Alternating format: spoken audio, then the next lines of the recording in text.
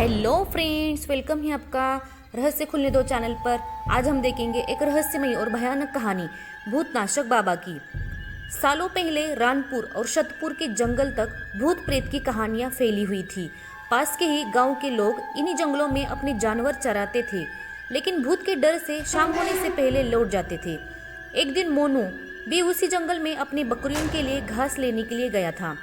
अक्सर काम से जी चुराने वाला मोनू मजबूरी में जंगल में आया था, इसलिए उसका मन घास काटने का बिल्कुल भी नहीं था। जंगल में आसपास उसने देखा कि घास नहीं है, क्योंकि सारी घास गाय बकरी खा चुकी थी। अब वो मरे मन से आगे बढ़ने लगा। जाते जाते वो करीब जंगल के बीच में पहुंच गया था। वहाँ काफी हरी घास और पत्तों से लदे हुए पेड़ थे। पास में ही झरना भी बह रहा था। ये सब देखकर मोनू को और आलस आ गया। उसने सोचा कि कुछ देर पत्थरों पर बैठकर आराम कर लेता हूँ। लेटते ही मोनू गहरी नींद में चला गया और सपने देखने लगा।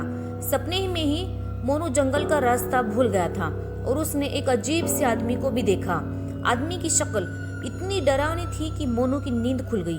डरा हुआ मोनू एकदम उठा और बकरियों के लिए घास काटने लगा। भले ही वो घास काट रहा था, लेकिन उसके जहन से सपने वाले उस डरावने इंसान की शक्ल जा ही नहीं रही थी। मोनू घास जल्दी जल्दी काट रहा था, क्योंकि सूरज लगभग ढलने ही वाला था। उसने कुछ देर बाद दो लोगों की आवाज सुनी। वो दौड़ता हुआ उस आवाज की तरफ बढ़ने लगा। उनके पास पहुंचकर मोनू कहने लगा कि मुझे मेरे गांव जाने का रास्ता बता दीजिए। उसकी बात सुनते ही वो दोनों वहां से एकदम से गायब हो गए। उन्हें एकदम से गायब होता देख हैरान मोनू बेहोश हो गया। कुछ देर बाद जब मोनू को होश आया तो उसने अपने सामने वही सपने वाला डरावना आदमी देखा। उसकी आंखें लाल रंग की थी और दांत बाहर को निकले हुए थे। किसी तरह से खुद को संभालकर मोनू वहां से पागलों की तरह दौड़ने लगा।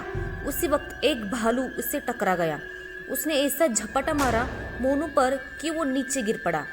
तब भालू भी आदमी की शक्ल में आ गया। वो भी अजीब और डरावना था। हाथ टेढ़े मेढ़े, होंठ कटे हुए और पैर उल्टे थे। इधर जंगल में फंसे मोनू को कुछ समझ नहीं आ रहा था कि उसके साथ क्या हो रहा है। उधर उसके घर वाले परेशान हो रहे थे। रात के 10 बज चुके थे, लेकिन मोनू घर नहीं लौटा था। उसका भाई उसे ढूंढते हुए जंगल की तरफ निकला। मोनू का भाई एक पैर से ठीक से चल नहीं रहा था, इसलिए मदद के लिए उसके माता पिता के साथ ही गांव के कुछ लोग भी निकल पड़े। जंगल पहुंचने के बाद सबने मोनू के भाई और माँ को जंगल के बाहर के हिस्से में ही रुकने के लिए कहा और खुद टॉर्च और कुछ हथियार लेकर अंदर चले गए। करीब 3 से 4 घंटे तक सबने जंगल के चारों ओर उसे ढूंढा, लेकिन वो कहीं नहीं मिला। बस अब जंगल का अंदरूनी और घना हिस्सा ही बचा था।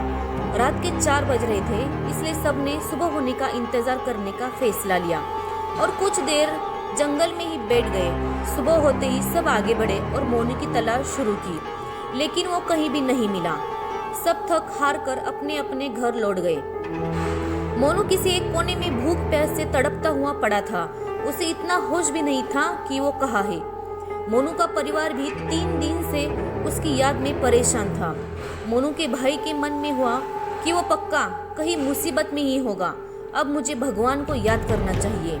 उसने तुरंत नीम के पेड़ के नीचे गड्ढा खोदना शुरू किया।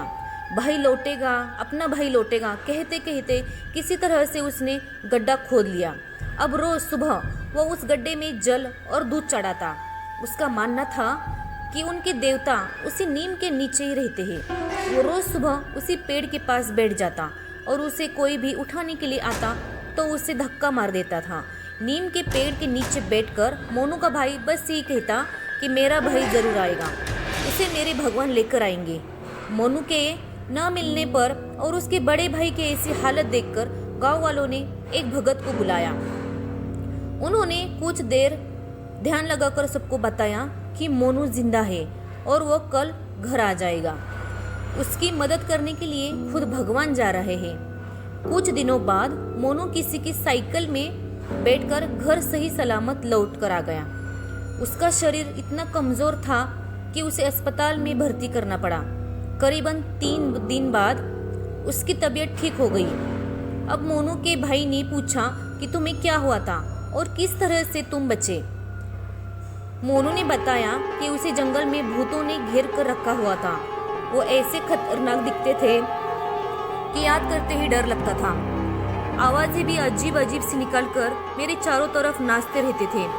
मुझे लगता था कि मैं कभी बच नहीं पाऊंगा उन भूतों से, लेकिन भगवान से खुद को बचाने की मिन्नतें भी करता था। तभी ऐसा लगा मानो भगवान ने उसकी पुकार सुन ली हो। उस दिन घोड़े के पैरों की आहट और उसके हिनहिनाने की आवाज आई। सभी भूत ये सुनकर शांत हो गए। घोड़े पर एक आदमी भी सवार था। उसके हाथों में तलवार थी।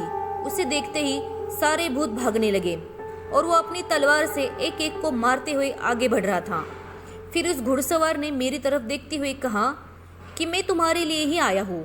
अब किसी तरह की चिंता मत करना। सुबह होते ही तुम्हें कोई ना कोई लेने आ जाएगा। अभी तुम आराम करो। मोनू ने आगे कहा कि उनकी इतनी बात से ही दिल को सुकून मिल गया था। वहाँ से सारे भूत भी भाग चुके थे, इसलिए मैं बिना किसी डर के सो गया। सुबह जैसे ही मेरी आंखें खुली तो वहाँ एक साइकिल वाला इंसान था। उसने मेरी तरफ हाथ बढ़ाकर कहा कि तुम्हारा घर कहाँ है, बता दो, मैं तुम्हें वहाँ पहुँचा दूँगा। उसके बाद वो मुझे घर ले आया। दोस्तों, ये कहानी से हमें ये सीख मिलती है कि भगवान पर अटल विश्वास हो तो वो भक्त की मदद करने के लिए किसी न किसी रूप में ज़रूर आते हैं। दोस्तों, उम्मीद है कि ये रहस्यमय कहानी आपको अच्छी लगी होगी। हमें कमेंट में ज़रूर बताइएगा।